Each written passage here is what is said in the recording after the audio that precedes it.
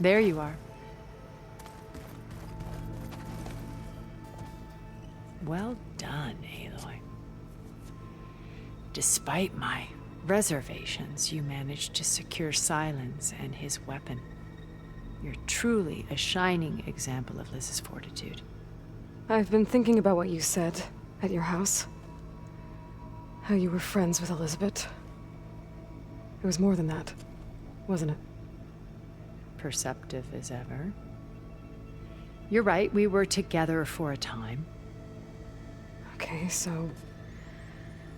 what happened? I was an orphan. I had always been alone. By my 30s, I was starting to wonder if that was simply my fate in life. And then I met Liz. We kept running into each other at conferences. We'd have coffee. At some point, it became drinks. I thought it was just shop talk, an exchange of ideas, but then I was surprised at how much I looked forward to seeing her. Soon we were flying halfway across the world every other week just to meet up. For the first time, I didn't feel lonely. I could imagine a future where I wasn't. I think Liz felt the same way at first. She had lost her mother a few years back. I filled a void for her. I know I did. But as time passed, it seemed as though she wanted less, and I wanted more. And so we ended things. So helping me, restoring Elizabeth's dream, it's what, A second chance, yes. I made a mistake leaving Earth while Liz stayed behind. I should have done more. So when I saw you, a woman who has carved her own remarkable path, beyond even what made Liz a phenomenon, I knew I had to help you. To do right by her.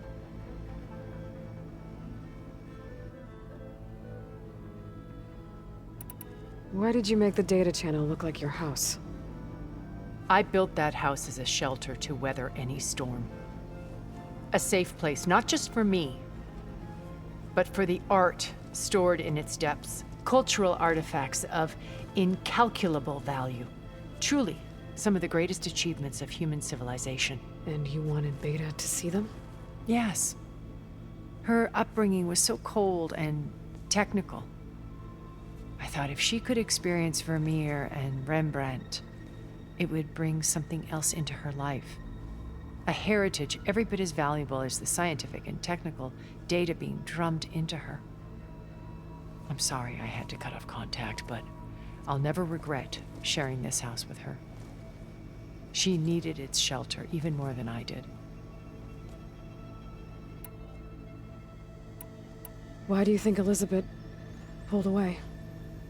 I've wondered that for 1,000 years. She was brilliant, visionary. She cared so deeply for the world, for the betterment of humanity. But it also felt like she kept everyone at arm's length, including me. She never wanted to share her burdens. I think, in the end, she had a core that she never let anyone be part of. Sometimes I wonder if anyone really knew her. I found a recording of you and Elizabeth back in the proving lab after Farzineth's attempt to steal Gaia. Yes.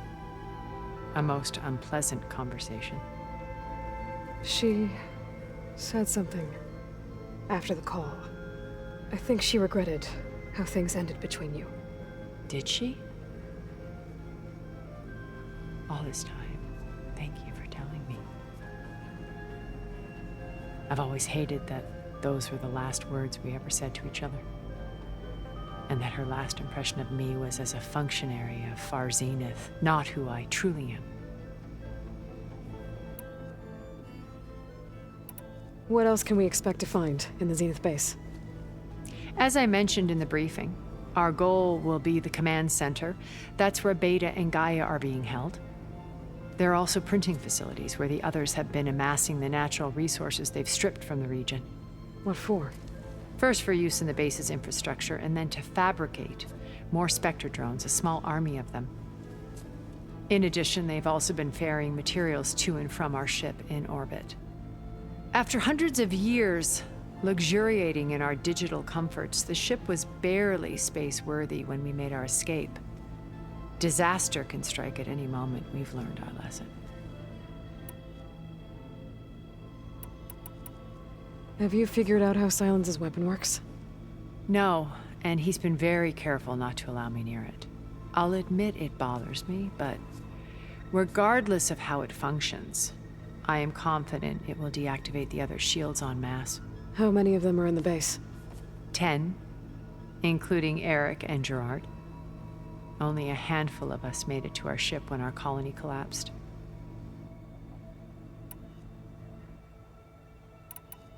So, Eric... was he always a bloodthirsty psychopath? I believe he got worse over time. On Earth, he was the founder of a profitable private military company. A band of cutthroats, in other words. Even as governments abandoned human combatants in favor of automated warfare. He found success with clientele that required a more personal touch. There were also rumors that he personally hunted and killed his targets. On occasion, all for the thrill of it. But on Sirius, he retreated to virtual reality simulations. In them, he could go on rampages as violent as he pleased, though I suspect with diminishing satisfaction. What can you tell me about Gerard? He was the head of the world's largest financial conglomerate, and as such, had dealings with almost every major corporation. It made him one of the wealthiest people on Earth, and certainly the wealthiest among Far Zenith. What does one person do with that much money? Buy more power, more influence. Gerard's always believed himself to be a refined patrician, able to maintain control with a polished smile. But beneath that exterior is a cold and calculating operator. It was his decision to restrict Beta's upbringing to her digital educators, the avatars of the Apollo database, while we were painted as her benefactors. Well, we'll deal with him soon enough. And the others. I would very much like to see his face when he realizes we've beaten him.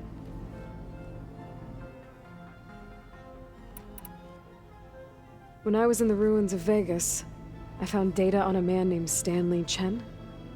I think he was a Zenith. Stanley, ever the optimist. He was one of the good ones.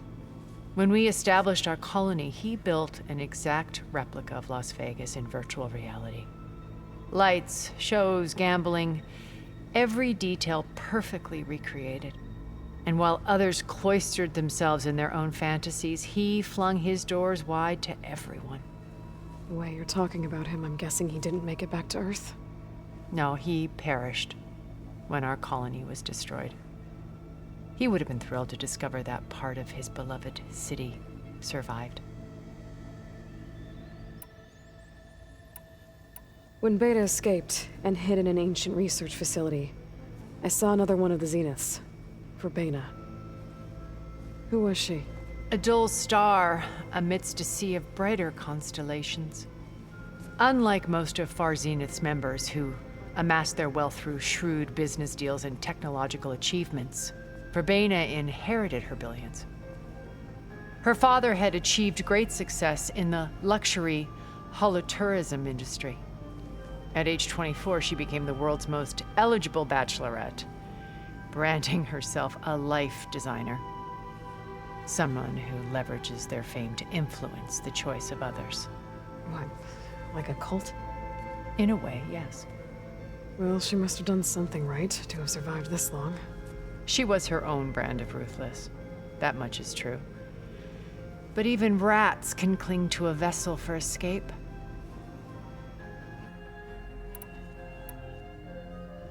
Okay, so I've had run-ins with a handful of Zeniths. What about the rest? An array of the wealthiest people on Earth. Titans of their industries. And let me guess, all selfish and ruthless to the core? Most, but not all. There were a few with whom I got along. Annika Murjani, for instance, was always delightful. She founded the Holonet's most successful dance channel and was herself mesmerizing to watch. And I had fascinating discussions with Song Jiao about her work in cellular biology. Our immortality treatments are due in part to her achievements. But then there were others like Devin Miller, the CEO of a fast food printing corporation. His only real preoccupations were perfecting his golf swing and taking self-hollows. When I think about all of us, we really should have accomplished more. We had eternity.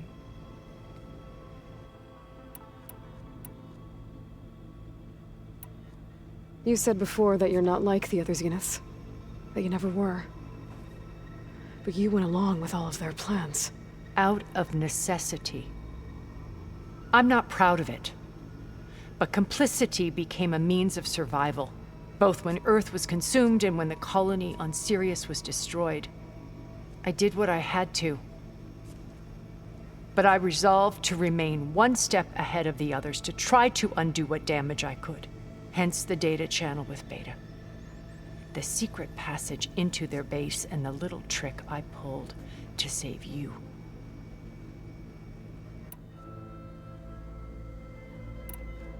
Okay. I'll let you know when it's time. I'll be here until then.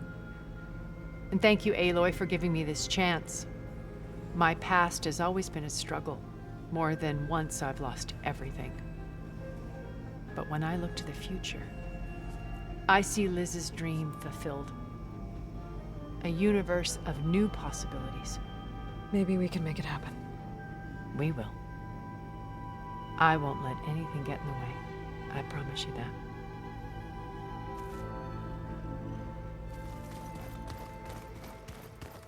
Did you see Katalo's new arm? I never thought I'd see metal down to flesh in that way. Did you need something? Bravo. You managed to sway a Zenith to your side. Care to explain? Not a chance. I thought you said the weapon was ready. There's always room to optimize. But that's not why you're here. I assume you want to comprehend my undertakings. So, ask away. Since when were you so forthcoming? Since you turned this into a waiting game. And as it seems you have found modest success, perhaps I'm willing to be generous.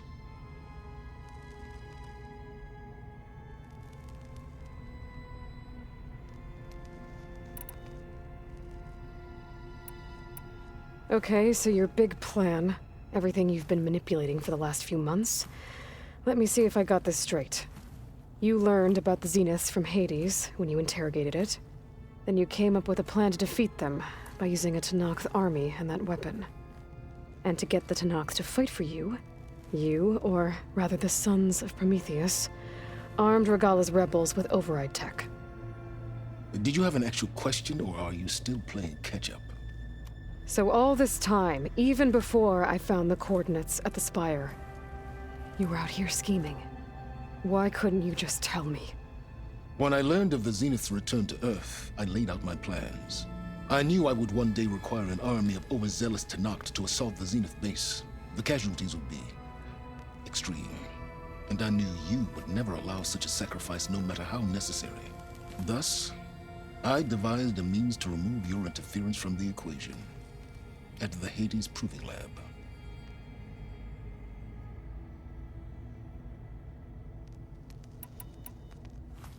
You wanted me to surrender to the Zeniths at the Hades Proving Lab.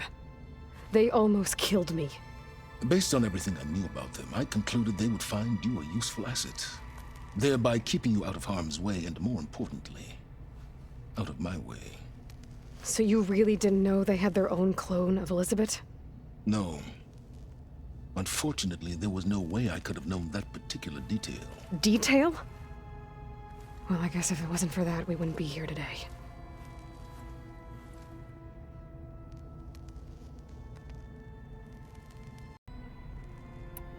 Tell me about the weapon. How does it work? I've upgraded the delivery system. It now emits a wave-like effect covering a significant distance. That doesn't fully answer my question. No, but I'd be a fool to reveal its inner workings. After all, why did you withhold your plan for dealing with the Zenith drones? Yes, even you can appreciate the value of secrecy when warranted. Suffice it to say that the weapon will work. The intricacies of how is knowledge that is mine alone.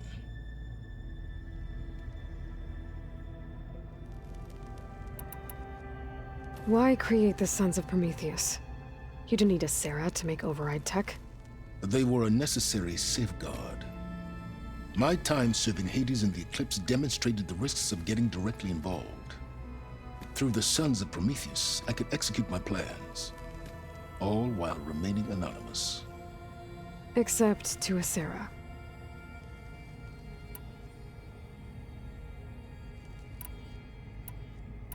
How did you get a Sarah to work for you?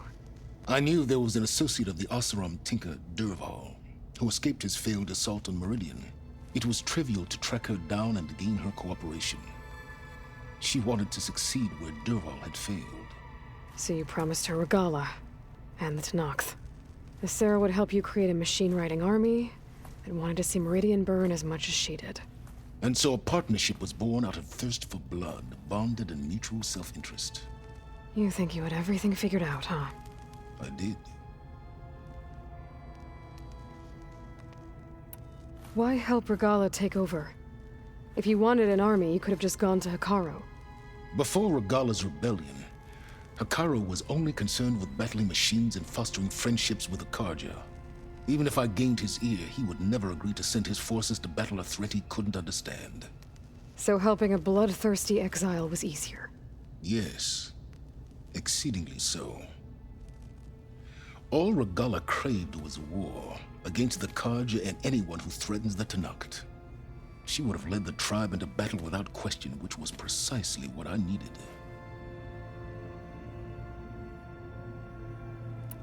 While I was out there, I had a couple run-ins with the Quen. The tribe from across the ocean. And? Their entire tribe was shaped around the discovery of focuses. One of them, Alva, even joined me here. Don't you want to know more about them? No. They stumbled upon the greatest technological artifact from the ancient world, and what did they do with it? They shrouded the knowledge they unearthed in mysticism and taboo, creating a pantheon out of corporate shills. Yes, well, it also led them to Thebes. Did it now? So those run-ins with the Quen I mentioned. On one of them I teamed up with their expedition to search Thebes. We found Pharaoh at the end. You must have needed Omega clearance. So, what was it like? Worse than you can imagine. He single-handedly wiped out collective human knowledge. I'm sure it was still less than he deserved. Let me guess. You would have scraped him into a jar so you could prod his brain, like what you did with Hades. For a start. All right, Silence. I think I've talked to you long enough. I'll let you know when it's time to go. And try not to mess with Tilda while you're in here, okay? I don't need the two of you butting heads. Ah, yes. About your Zenith ally.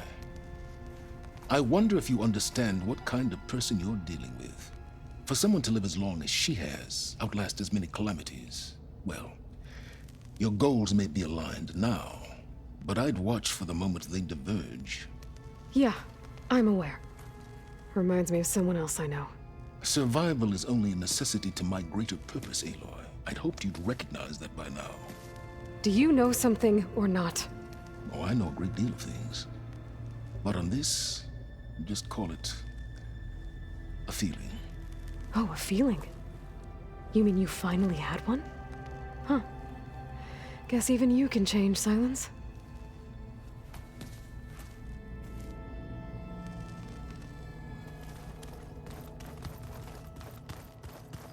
I keep thinking he's just gonna be standing there.